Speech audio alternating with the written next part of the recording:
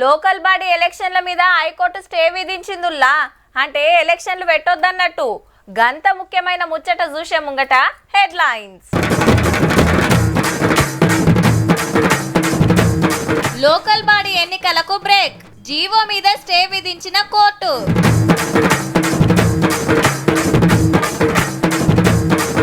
బీసీలకు దోకా చేసిందట బీజేపీ, పాత్ర ఉందట బీఆర్ఎస్ పార్టీది.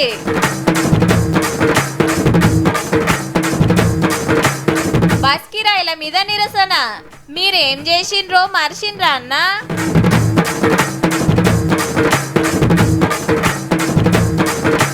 రాంగ్ రూట్ల దంచుడే దంచుడు, 10,000 చలాన్లు రాసుడే రాసుడు.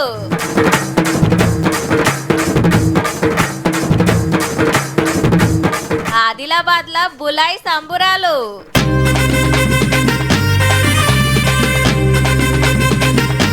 ఇంత కూర తెచ్చుకొని బగారబ్బు వండుకొని ఎచ్చ మసాలా మంచిగా దంచేసి ఇంటోళ్ళంతా బంతిలో కూర్చొని ప్లేట్ల పెట్టుకొని కూర బువ్వలు కలుపుకొని ఖుషీతో నోట్లో పెట్టుకునే మోపుకే ఎవలన్నా ఉరికొచ్చి నోటికాడ ముద్దని ఎత్తగొడితే ఎట్లుంటదుల్లా? సేమ్ గిట్లనే అయింది అలా బీసీల కథ. లోకల్ బాడీ ఎలక్షన్ల 42% రిజర్వేషన్లు ఇస్తానికి ఓకే అయినట్టే అనుకున్న యాళ్ళ గింత పనాయే. నోటిఫికేషన్ వచ్చినాక నామినేషన్లు వేస్తుండగా నడిమిట్ల లోకల్ బాడీ ఎలక్షన్ల మీద స్టే విధించింది హైకోర్టు. అట్లనే బీసీలకు 42% రిజర్వేషన్లు ఇస్తానికి తెచ్చిన జీవో కూడా అమల్లోకి రాకుండా ఆపింది. 4 వారాలు స్టే ఉంటది. 2 వారాల్లో అన్ని పార్టీలు అలా మాట ఏందో కోర్టుకు చెప్పాల్సి ఉంటది. అంతలోపట ఎలక్షన్ ని స్టే చేసుకుంటూ అత్యున్నతమైన న్యాయస్థానం ఇప్పుడే తీర్పు ఇచ్చింది. ముచ్చట తెలవంగానే హైకోర్టు ముంగట బీసీ లీడర్లంతా నిరసనలకు దిగిండ్రు. కొందరు రెడ్లు కుట్రలు చేసి మా నోటికాడి బుక్క గుంజుకున్నారని ఇంటింటికి తిరిగి కులగణన చేసి పక్కా లెక్కలతోటి బీసీలకు 42% రిజర్వేషన్లు తెస్తుంటే అట్లెట్లా అడ్డుకుంటారని గరమైండ్రు లీడర్లు. రేపటి నుంచి ధర్నాలు, రస్తారోకోలు, రాష్ట్ర బంధు డేటు రేపు అనౌన్స్ చేస్తాం సాయంత్రంలో చూసి. ఎప్పుడో 1992 కేసులు పట్టుకొని బీసీలను రాజకీయంగా గొంతు కోస్తామంటే చూస్తూ ఊరుకునే ప్రసక్తే లేదు.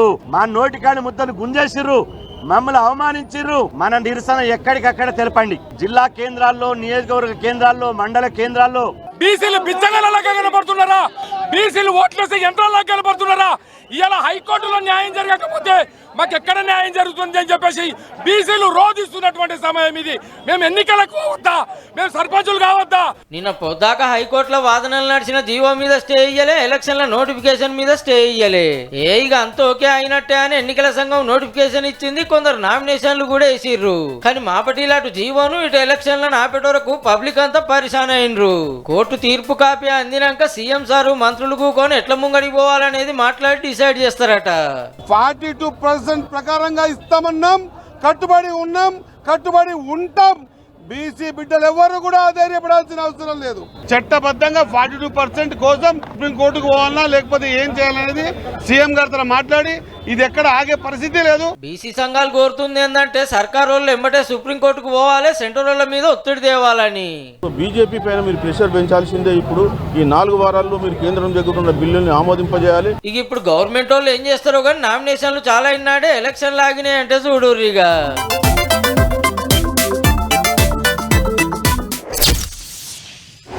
సర్పంచ్ ఎలక్షన్ల కాంచెల్లి చాలు చేస్తే ఎంపీ ఎలక్షన్ల దాకా ఎప్పుడు ఓట్లు వచ్చినా అన్ని పార్టీలకు, అందరు లీడర్లకు యాదొచ్చేది బీసీలే. ఎందుకంటే వాళ్ళ బలం పెద్దది, బలగం పెద్దది. బీసీలు ఎవ్వలకు జై కొడితే వాళ్ళకే పదవి. గందుకే ఎలక్షన్ల యాళ్ళ వాళ్ళ మీద దమ్ముల కమానం ప్రేమలోకి పోస్తారబ్బా. ఇక ఓట్లు పడ్డాక ఓడమల్లయ్య బోడమల్లన్న కథే వెనకటి కంచెల్లి. మరి ఇట్లా ఎన్నేళ్ళు బలగం పెద్దగున్నోళ్లకు పదవులు కూడా ఎక్కువనే రావాలని సర్కారోళ్ళు తిప్పలు పడి ఎన్నో చేస్తే ఆఖరికి హైకోర్టు స్టే ఇచ్చే. మరి దీనికి కారణం ఏందోగినా తెలుసుకోవాలి కదా. ఓ దిక్కు ఇయాల్టి సంధి నామినేషన్లే చేస్తుంటే ఎలక్షన్ లాగే పరిస్థితి ఎందుకు వచ్చిందో జరం తెనకపోతే అర్థమవుతుంది. హామీ ఇచ్చినట్టే కులగణన వేసి అసెంబ్లీలో తీర్మానం పెడితే అన్ని పార్టీల సపోర్ట్ తోటి ఏకగ్రీవంగా ఓకే అయ్యింది. అది అమల్లోకి రావాలంటే సెంటర్ వాళ్ళు కూడా ఆమోదించాలి. కానీ అది పెండింగ్ పెడితే మా బీసీలకు అన్యాయం చేయొద్దు, ఎమ్మటే ఓకే చేయాలని సీఎం సారు, మంత్రులు, బీసీ సంఘాల లీడర్లు పోయి ఢిల్లీలో ధర్నా చేసినా ఫైదా కాలే. అయితే ఇంకా గవర్నమెంట్ ఆర్డినెన్స్ చేస్తే అది కూడా నడిమిట్లనే ఆగబట్టేండ్రు. ఇక మొన్న అసెంబ్లీలో అన్ని పార్టీల హిమ్మత్ తోటి పంచాయతీరాజ్ మున్సిపల్ చట్టాలు మార్చి కాగితాలు గవర్నర్ గారికి పంపితే అది పెండింగ్ లో పెట్టిండు సంతకం చేయకుండా. ఇంకో దిక్కు లోకల్ బాడీ ఎలక్షన్లు పెట్టవలసిందేనని కోర్టు ఆర్డర్ ఉండే. అగో గందుకే రిజర్వేషన్ల లిమిట్ ఎత్తేసి బీసీలకు న్యాయం చేయబోతే కొందరు రెడ్డి లీడర్లు కోర్టుకు ఓవర్తోటి గిట్లాగింది. తెలంగాణ శాసనసభ ఈ రాష్ట్రంలో ఉన్నటువంటి ఓబీసీలకు 42% రిజర్వేషన్ ఇవ్వాలని ఏకగ్రీవంగా పాస్ చేసి బిల్లు పంపిస్తే బిల్లు ఆపింది ఎవరు? ఇప్పుడు భారతీయ జనతా పార్టీ ఆధ్వర్యంలో ఉన్నటువంటి కేంద్ర ప్రభుత్వం ఆపింది. గవర్నర్ గనక బీసీ రిజర్వేషన్ల చట్టానికి ఆమోద ముద్ర వేసినట్టయితే ఇలా స్టే రాకపోయేటువంటి పరిస్థితి ఉండే. కానీ ఇలా స్టే వచ్చిందంటే కేవలం కారణం అది కేంద్ర ప్రభుత్వమే.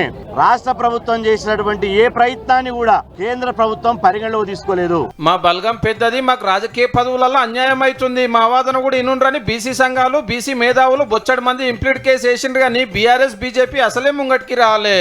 అసెంబ్లీలు ఇమ్మతి ఇచ్చిన వాళ్ళు హైకోర్టు కాడ ఎందుకు వెనక పోయిరు అనేది అందరు అడుగుతున్న క్వశ్చన్. మీరేమో 50% దాటకూడదని క్యాప్ చేసింది టీఆర్ఎస్ పార్టీ. మేము బిల్ పాస్ చేసి పంపిస్తేనే బిల్ యాక్ట్ గా కాకుండా ఆపింది Bharatiya Janata. BJP BRS party లోపాయికార ఒప్పందాలు ఉండి ఈ రిజర్వేషన్ 50% అడ్డుకోవాలనే కుతంత్రంతోనే పార్టీ నుంచి ఒక్క నాయకుడు కూడా ఇంప్లీడ్ కాలే. అందుకే ఈ నాయకులు చరిత్రలో బీసీ ద్రోహులుగా మిగులుతారు. బీసీ బిల్లు పాస్ చేయరని సెంటర్ వాళ్ళనో సంతకం పెట్టురని గవర్నర్ గారినో ఈ రెండు పార్టీలు ఒక్కపారి కూడా గెలవలేదు, ఒక్క మాట కూడా అడగలేదు. బీజేపీకి కూడా చెప్తున్నాం, మీరు వారం రోజులలో 10% ఈడబ్ల్యూఎస్ తీసుకొచ్చి దేశంలో బీసీల నోట్లో మట్టి కొట్టింది. ఇవాళ మా నోటు కాడికి వచ్చిన భూవను మరోసారి మీరు అడ్డుకోవాలనే ప్రయత్నం చేస్తుండ్రు. జీవో ఇయ్యకముందే అగ్రవర్ణాలు, అదే విధంగా దీని వెనుక 100% బీఆర్ఎస్ పార్టీ హస్తం ఉంది. లేలే సర్కారులు కరెక్ట్ గా చేయలేదు అనేది బీజేపీ బీఆర్ఎస్ మాట.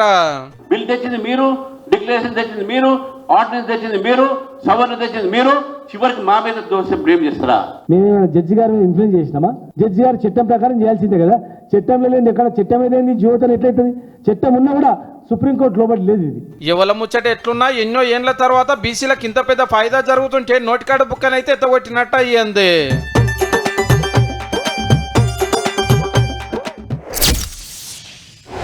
ఎర్ర లైట్ పడితే ఉరకాలే, పచ్చ లైట్ పడితే రువ్వడి పెంచాలే. స్టాప్ లైన్ దగ్గర మేమెందుకు ఆగాలే? హెల్మెట్ నెత్తికి కాదు వెనక మరల బండికి తలిగేయాలి. నీ అవ్వ 2 లక్షలు పెట్టి బండి కొన్నది నిమ్మలంగా పోతానికా? నా బండి నా ఇష్టం, ముగ్గురు కాకుంటే 4 ఎక్కి పోతాం. ఫుట్పాత్ మీద పబ్లికే నడవాలనా? బండ్లు ఎందుకు నడపొద్దు? ఎడమ దిక్కే ఎందుకు పోవాలి? కుడి బాజుకి ఎందుకు నడపొద్దు? ఇగో గిట్లుంటారు కొందరు. నా దారి అడ్డదారి అన్నట్టే ఉన్నది పట్నంలో ఉత్తమ డ్రైవర్ల కథ. రాంగ్ రూట్ల దంచి వారంలోనే 10,652 మందికి చలాన్లు పడ్డాయి అంటే చూడుర్రిగా. అంటే రోజుకు 1000 మందికి మీదనే. ఇక నెల మొత్తం చూస్తే ఇంకెన్ని కావాలి? సిగ్నల్ పడ్డదని, ఆఫీస్ కు లేట్ అవుతుందని, షార్ట్ కట్ అని, అర్జెంట్ పని మీద పోతున్నామని రాంగ్ రూట్ల నడుపుడు పెట్టిండ్రు. ఎక్కువ మటుకు బైకులే. మళ్ళా మొత్తం అంతా సందు దొరికితే చాలు సర్రును ఉరుకుడే. గంత దూరం వెనుకకు మరిపోవాలనా? అడ్డబాట్ల కొడితే అయిపోయా అనుకుంటారు. పోలీస్ అన్న గార్డు ఉంటే మనల్ని ఎవడు ఆపుతాడని వచ్చే బండ్లకు ఎదురుగా రేసు గుంచుతారు. కానీ మీదున్న సీక్రెట్ కెమెరాలు చూస్తూనే ఉంటాయి, టిక్క ఫోటోలు కొట్టి చలాన్లు పంపుతూనే ఉంటాయి. రాంగ్ రూట్ లో నడుపుతున్న రోడ్ల మీద ట్రాఫిక్ జాములు టక్కర్లు పెరుగుతున్నాయట. వచ్చే బండ్లకు అడ్డం పోతే ట్రాఫిక్ ఆగదా మరి? అవతలకు టక్కర్ ఇచ్చిన కేసు మన మీదనే, రాంగ్ రూట్ లో పోయినాం కాబట్టి. ఉల్టా 2000 ఫైన్. మళ్ళా ఇకనన్నా చక్కగా నడుపుతారో అడ్డదిడ్డం నడుపుతారో మీ ఇష్టం మరి.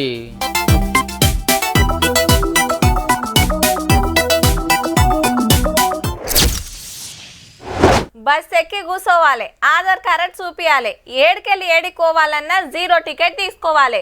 ఫ్రీ ప్రయాణంతో మా అక్కలకు మంచిగానే ఫాయిదా అవుతున్నదుల్లా. పండుగలు పబ్బాలు వచ్చినప్పుడు శితం పోయేస్తున్నారు. నెలకో 10 మాటలు తిరిగితే ఛార్జీల మీద ఎంత మిలిగిందని లెక్కేసుకుంటున్నారు. పుక్కట్ల ఇంటామెను ఊరికి పంపుతున్నందుకు అన్నలకు సుత పర్సుల కొంత బరువు తగ్గినట్టే. అయితే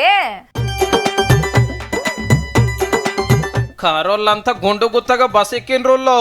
రామన్న సికింద్రాబాద్ రేతిబోలి బస్ స్టాండ్ లా, హరిశన్న మెహదీపట్నంలా ఇట్లా తలా ఓ దిక్కెళ్ళి బస్ కిరాయిలు పెంచి పబ్లిక్ ను గోస పెడుతురని సీదా ఆర్టీసీ క్రాస్ రోడ్లు ఉన్న బస్ భవన్ కాడికి వచ్చిర్రు ముట్టడిస్తామని.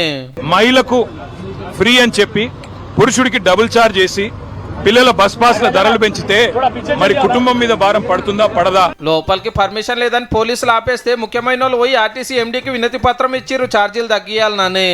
ఏహెమ్మి ఏల్ వల్ల ఆర్టీసీ నాగం చేసిర్రు, కార్మిక సంఘాలు తీసేసిర్రు, 52 రోజుల సమ్మె నడిచింది. మస్తు మంది పానాలు తీసుకోవడానికి కారణమయ్యారు. ఎన్నో మాటల ఛార్జీలు పెంచిరని మొత్తం యాద్ చేస్తున్నారు అధికార పార్టీ వాళ్ళు. ఆత్మహత్యలు చేసుకున్న పరిస్థితి, వాళ్ళ మీద మీరు పెట్టిన కేసులు, అన్నమో రామచంద్రని 65 రోజుల సమ్మె చేస్తే పట్టించుకున్నటువంటి విధానం, ఆనాడు కూడా వీళ్ళు అనేకమైన ఛార్జీల పెంపు చేసినటువంటి పాత ఇవన్నీ ఉంటే మా గవర్నమెంట్ రాగానే ఆటోలకు ఫ్రీ టికెట్ పెట్టి ఆ పైసలు సర్కారే కడుతుంది. కొత్త బస్సులు తెచ్చినాము, మహిళా సంఘాలకు బస్సులు ఇప్పించినాము, ఆర్టీసీ ఆస్తులు కాపాడుతున్నాం అనేది కాంగ్రెస్ పార్టీ వాళ్ళ మాట. ఇప్పుడు ఛార్జీలు పెంచితే కూడా హైదరాబాద్ వరకే, తెలంగాణ అంతటా పాత రేట్లే. అప్పుడు బస్ కిరాయిలు పెంచితే బరువు అందరి మీద పడేది, ఇప్పుడు పట్నపోళ్ళకి, అది కూడా మొగోళ్ళకే.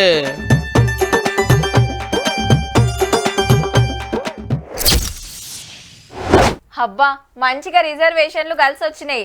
ఇక సర్పంచ్ అయినట్టే అని కొందరు మురిస్తే, ఒకటే కుటుంబంలో ఉన్న కాడ ఒక్క ఇంట్లోకేంచి సర్పంచ్ వార్డు మెంబర్ ఏకగ్రీవం అయ్యే కోపుండే. ఏళ్ళకి ఇంకట్టించుకుందామని ఓటర్లు నామినేషన్ లేద్దామని కాగితాలన్నీ తయారు పెట్టుకొని చోటా మోటా లీడర్లంతా తయారున్నాయి. అలా కోర్టు తీర్పుతోని బిరేక్ పడ్డది. కానీ ఓ తాన బాజాప్తా ఓట్లు పెట్టిండ్రు. ఇంతకు ఏడ పెట్టిండ్రు, ఎట్లెట్లా నడిచినాయో అరుచుకుందాం పాన్రి. అగో బుడపొరలే లైన్లు కట్టి ఇంతకీళ్ళ కోటక్కున్నదా అనేరు. ఈ స్కూల్ లీడర్ని ఎన్నుకునే ఓట్లు మరి ఏలికి ఇంకా తీసుకుంటానికి లైన్ల నిలబడ్డోళ్ళు, ఎలక్షన్ల నిలబడ్డోళ్ళు, వాళ్ళ తరపున ఏజెంట్లు, ఎలక్షన్ ఆఫీసర్లు అంతా ఈ స్కూల్ పోరలే. రంగారెడ్డి జిల్లా హైదర్ షాకోట్ సర్కార్ బడిలో నడిచినాయి ఈ ఎన్నికలు. అసెంబ్లీ ఎన్నికలు, గ్రామ పంచాయతీ ఎన్నికల మాదిరిగానే పిల్లల్లో ఆ అవగాహన కలిగే విధంగా పూర్తిగా ప్రజాస్వామిక ఎన్నికలు నిర్వహించడం జరిగింది.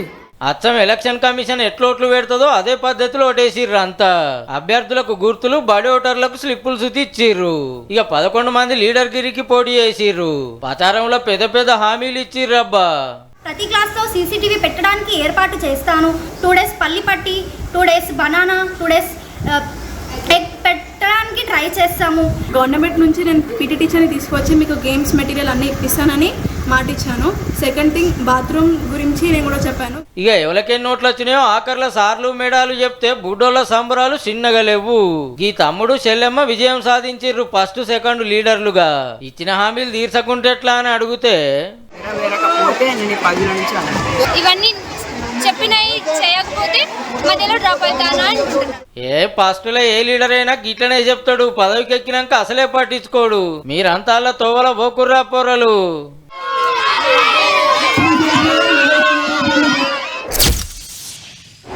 మీ ఊర్లో ఉన్నోళ్ళు లెవెలంటే ఉత్తగానే చెప్తారు. ఫలానా పటేలోళ్లకు భూములు జాగలు బగ్గున్నాయి, ఓ కంపెనీ సుతా ఉన్నది, ఆమ్దాని బగ్గొస్తుంది కాబట్టి వాళ్ళే అని. ఇక టెన్కగా కింది వాడకుండే పలానోళ్ళు జరంతున్నోళ్ళు, ఇక కడమోళ్ళంతా సన్న చిన్నకారు రైతులే అంటుంటారు. ఇక మండలం జిల్లాల తోపు సిరిమంతులు ఎవలంటే కొన్ని పేర్లు చెప్తుండొచ్చురు. రాష్ట్రం దేశంలో సిరిమంతులు ఎవలంటే సుతా కొందరు పేర్లు వినబడుతుంటాయి. నీ సాగదీశుడు సల్లగుండా అస్సలు ముచ్చటేందో చెప్పరాదు అంటుండ్రా. చూడుండ్రి. అమెరికా గడ్డ సిరిమంతులకు అడ్డా అని మల్లో పారి దునియాకు సాటింపేసిండ్రబ్బా. ఏ దేశంలో ఎంతమంది బిలియనీర్లు ఉన్నారని ఓ సంగపోలు లెక్కదీస్తే 902 మందితోని ఫస్ట్ ర్యాంకు కొట్టేసింది. మళ్ళా అటెన్క 450 మందితోని షైనోడు 2వ ర్యాంకులు ఉన్నాడు. మనోళ్ళ ముచ్చటేంది అంటారా? 205 మంది భాగ్యమంతులతోని భారతదేశం 3వ జాగాలు ఉన్నది. ప్రపంచంలా తోపు కోటీశ్వరుల్లా సగం కంటే ఎక్కువ ఈ 3 దేశాల్లోనే ఉన్నారట. ఇక 171 మందితోని జర్మనీ 4, 140 మందితోని రష్యా 5వ ర్యాంకులు ఉన్నాయి. దునియా ముచ్చట్లు చెప్పే వికీపీడియా వెబ్సైట్ లా సాటింపేసిండ్రు. అమెరికోళ్ళు టెక్నాలజీతోని కొత్త కనిపెట్టుడు, కంపెనీలు బిజినెస్ల మీద కమాయిస్తుంటే చైనోళ్లకు రియల్ ఎస్టేట్ పైసల పంట వండుతుందట. ఇక మన దేశంలో డిజిటల్ డెవలప్మెంట్ కంపెనీలతోని ఆమ్దాని బగ్గొస్తుందట బిలియనీర్లకు. నిరుటికిప్పటికి అమెరికాతో పాటు మన తన ధనవంతులు పెరిగితే చైనాల 6 నెలల కింద పెరిగి ఇప్పుడు కొంత తగ్గిండ్రు. ఇక అందరికంటే తోపు ఎవరంటే ఎలన్ మాస్క్ సారే. ఇక ఫోర్బ్స్ పత్రికోళ్ళు విడుదల చేసిన లిస్టులా దేశంలా 1 నెంబర్ శ్రీమంతుడు ముఖేష్ అంబానీ సారే. 2వ జాగల గౌతమ్ అదానీ సారుంటే దేశంలా ఎక్కువ ఆస్తుల మైలగా పక్కగా Jindal company owner Savitri madam ఉన్నారు. అదేందో గాని ఇండియాలో ఏడాది కిందరు సిరిమంతులు పెరుగుతుంటే పేదోళ్ళ లెక్కనే ఉంటున్నారు. అయినా ఈ లెక్కలతోటి మనకేమన్నా వచ్చేది ఉన్నదా? సిరిమంతుల్లా మనోళ్ళు గింతమంది ఉన్నారని మురుసుడు తప్పితే.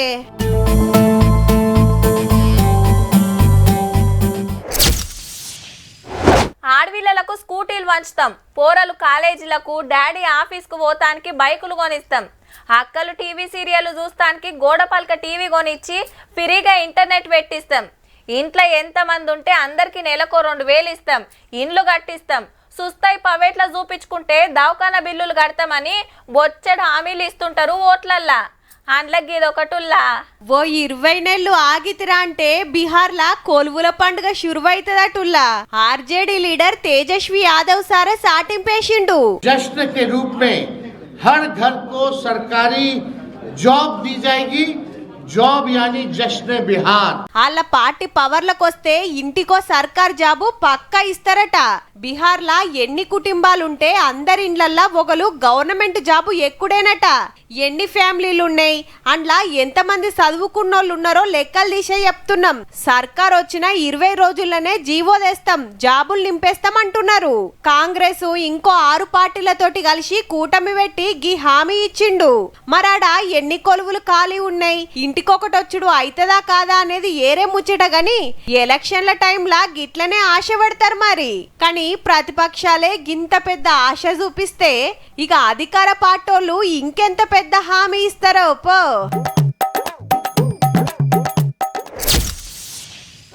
తెలంగాణలో దసరా పండుగ ధూమ్ధామ్గా చేస్తే ఆంధ్రాల సంక్రాంతి మహాసంబురంగా చేసుకుంటారు. అట్లనే కేరళలో ఓనం పండుగ. ఇట్లా ఒక్కో రాష్ట్రంలో ఒక్కో తీరు పండుగలు జాతరలు అవుతుంటాయి. దేశంలో 28 రాష్ట్రాలు, 8 కేంద్రపాలిత ప్రాంతాలు, 780 జిల్లాలు ఉంటాయి. ఒక్కో రాష్ట్రం ఒక్కో ఏరియాను బట్టి చేసుకునే పండుగలు ఉత్సవాలు మారుతుంటాయి. అందులో ఇదోటి.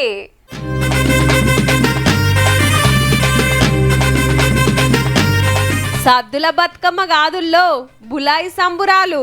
అచ్చం బతుకమ్మ ఆడినట్టే అక్కలంతా చుట్టూ తిరుక్కుంటా పాటలు పాడుకుంటా డాన్స్ ఆడుతున్నారు. కొమ్రంభీం జిల్లా అయినంలా 17 దసరా వెళ్ళినాక బులాయి మాత పండుగ చేసుకుంటారు. పుట్టమన్ను చెరువు మట్టి తెచ్చి బులాయి మాతను పీటల మీద నిలబెట్టి పొలాల్లో వండిన ధాన్యాలు నైవేద్యాలు సమర్పించి అక్కలంతా కలిసి ఇట్లా గొలుసుకుంటారు.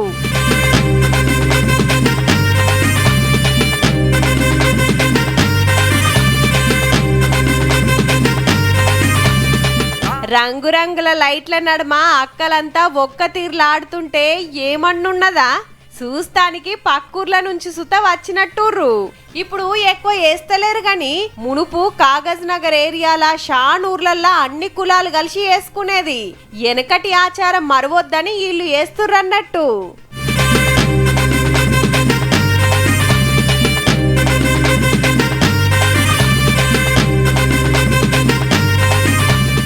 చూసిండ్రు కదా, ఇక ఇయాల్టి 3 వార్తలు ఉంటాం. మళ్ళా నమస్తే.